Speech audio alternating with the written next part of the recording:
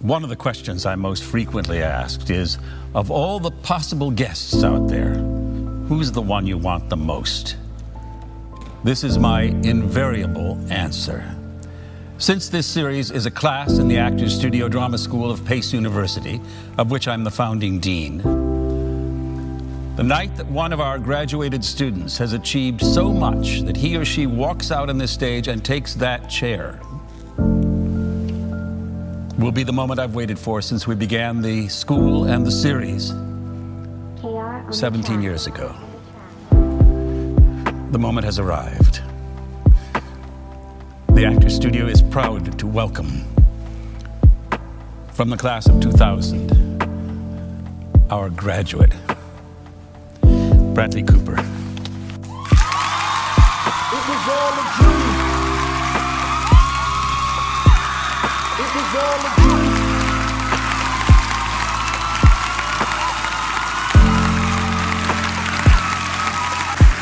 We've met before, have we not? Many times. You haunted our school. When Bradley was our student, you were at the rep season, as I recall, every single night. I just want to ask you one question, please. What did I say to you about your son then? He said he's going to go all the way. I was right. Thank you. It was all a dream. Did anybody attract your attention particularly among the actors that you saw? Robert De Niro, no question about it. I remember when my parents got cable and Raging Bull was one of the first movies that came on. And then when I saw Awakenings, that was it. And he was a major, major reason why I wanted to become an actor. It was all a dream. When you were in college at that Actors Studio, you actually raised your hand and asked De Niro a question when he was on the... I can see you in the audience asking a question. Hold on. How you doing, Mr. De Niro? My name is Bradley Cooper. My question is regarding Awakenings. I was so nervous for that. Have you ever done this where you, if you're at a place and you ask somebody a question, you have to stand up, and then you ask the question, and I forgot to sit down? Right. And everybody keeps going, and I'm still standing. Hey, Bradley, what about working with a legend? This is... Yeah, I mean, it was, but I loved it. I mean, come on, it's a dream. Are you kidding me? Come on. What is this? All a dream. So my whole life, like, I didn't know what I was doing when I would write down my dreams, but everything I always asked for came true. Like, I would ask for the craziest things. And these are notebooks from when I was a kid all the way up until now. Like this, I call this my quantum possibility. You know about this. This is my quantum possibility notebooks. Like, I study quantum physics now because when I started changing my frequency, crazy stuff started happening, and I was scared to talk to people about it because I thought they would think I was weird. Like, Charlie, like, what's all this hocus pocus stuff? I'm like, no, like, you don't understand. Like, I'm gonna be a Nike athlete. Like, I'm gonna be the face of Nike. And they're like, Charlie, like, what are you talking about? Like, you're like, you don't play any sports, but I would write stuff in my notebooks. This one is like super magical. Can you just flip through? I just want to see. I mean, you don't have to show Here, we'll go. the intricate details, but Yeah, like, is the whole thing filled? Oh, all these are filled. Absolutely. So like this page right here, for example, I say on here, KR on the track. I will have real Nike commercials. I will be the face of Nike. Like the craziest things. I will be on CNN. I've been on CNN Can you show 4 the camera? times. It was all And, Like- and are you just repeating it each day? I repeat a lot. You know, I definitely have my dreams that I repeat. Like there's one page in here, I was like, I'm gonna be on the cover of a fitness magazine. And I'm like not an athlete. I'm just saying I'm gonna be an athlete. And then I'm on the cover of the biggest running publication in the world. incredible. This is crazy. Runner's World magazine. The biggest, Believe it or not, Charlie Rocket will change your life. like everything I asked for. But the craziest thing I asked for Give me in my goosebumps. quantum possibilities notebook was I will be a Nike athlete. And one day I made I said, I believe in the law of attraction. I said, I need to send out this energy. I said, what do Nike athletes have? They have Nike clothes on and they have Nike commercials. So I made a fan-made Nike commercial. I just watched that. It's awesome. Thank you, man. It's Thank you. awesome. It blew up. It got millions of views. Where did that blow up? Was it Facebook? Yeah. And 3 days after we put it out, Nike calls me. Let's go. And all my friends that told me I was crazy. I know. I love when your goals sound so stupid to people and then they happen. That's the best feeling ever. Absolutely. It was all a dream. If you look at the first couple of pages in my diary, I kept this like Facebook diary and Facebook notes. Day one of the diary, from when I was 18, I lied to myself. I lie in my own diary. I say on day one, I'm recording this diary because a TV production company have asked me to film this journey because they're going to make it into a documentary one day. No, they didn't. No TV production company gave a fuck about me at that point.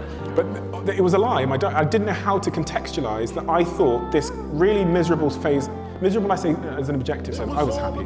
This, what looked like a very miserable phase where I had no food, I was like stealing these Chicago Town pizzas, I was finding ways for Just Eat to give me free food. I didn't know how to say that this is just a stepping stone to where I'm going. I was like reveling in my despair. There's photos in my diary of me like joyously looking at these CCJs and these bailiff letters from the university where I'd been in halls of residence and just hadn't paid it. And I'm opening my fridge and going, look, I've got nothing in there. And then at one point I printed off the letter to apply for job seekers allowance. I never filled it out, but I printed it off. It was all a dream. And I was so happy. I was so convinced that this was just this wonderful journey to where I was going. There was no possibility in my mind that it wouldn't end how it's ended. I was convinced to a level of delusion. You're gonna always come back to that whole little saying that, you know what I'm saying, the tongue holds the power of life and death, you know what I'm saying? That's right. So, or whatever happens, you know what I'm saying? That's the manifestation of what your mind thinking, your mouth, because it could just stay in your mind. But when that come out, and really in the mind, that just sit in the mind and manifest too. You know what I'm saying? Because you really feeling that, you really believe that. If a motherfucker believe he gonna be broke, hey bro, like I'm bro. Like I ain't even finna say that. Man, I ain't even finna say that. Man, listen, I ain't saying that shit. Yeah. I could be like nothing in my pocket. I'm gonna be like, bro, I'm straight. Power of the tongue. I'm straight. You're right, power of the tongue. You feel? We need people like me. We need women writing the checks because I really am a big believer in like attracts like.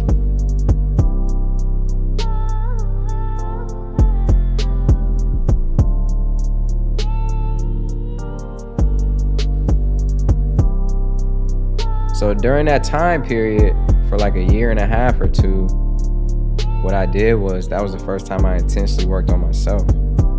And I intensely would read these books and meditate every day and, you know, imagine myself like living the life that I was, you know, trying to live. And it was all a dream. It just, I don't know how to explain it. It was like I felt like I was there. And what that did was it put me there.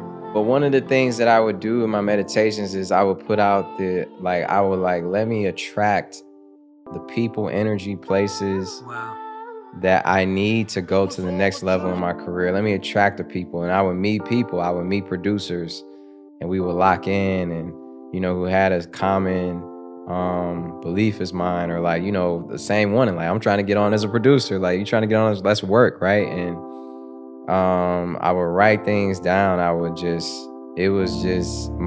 treated it like it was a job. And also one of the things I had to put in perspective is that it didn't matter how hard I was working necessarily. It really mattered how smart I was working. But I would visualize Kanye reaching out. I would visualize, I just knew that it was gonna happen. I didn't know how.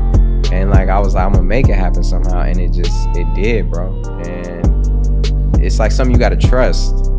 You know, imagine you being on a cliff and it's like, there's no more cliff there, but you like, hey man, there's an invisible bridge. You know, if you had a guidance next to you, like you had your higher self walking next to you. And you're like, bro, there's nowhere to walk. And he's like, I'm telling you, if you take a step, it's an invisible bridge right in front of you. And that takes a lot of faith to walk on that bridge. Yeah. You know, that you can't even see. But that's what I had to do. It was all a dream.